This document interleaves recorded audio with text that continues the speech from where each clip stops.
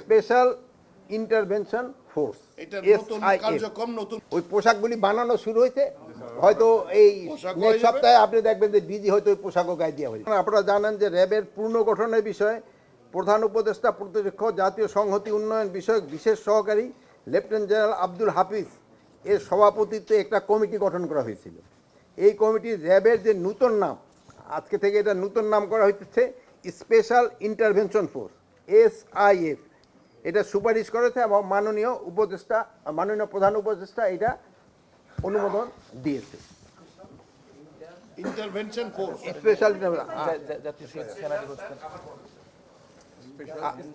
Special intervention force, এটা নতুন কার্যক্রম, নতুন ভাবে শুরু হবে। আর এটা কার্যক্রম নতুন হয়ে গেছে।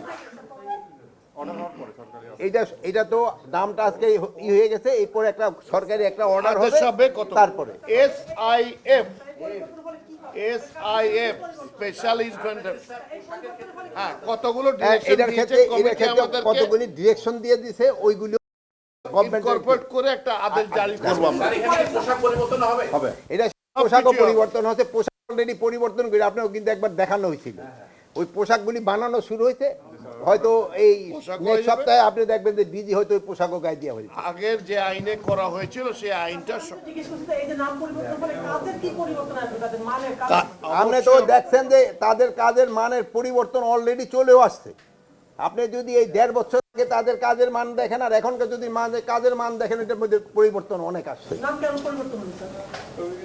মানে আপনি একদিন চার নাম পরিবর্তন করতে, আবার কেন আপনারই তো কইছেন অনেকের আশা ছিল, এই জন্য এটা পরিবর্তন, এটা আমরা ইচ্ছা, এইটা নামটা ওই নামটাকে খারাপ মনে করতো।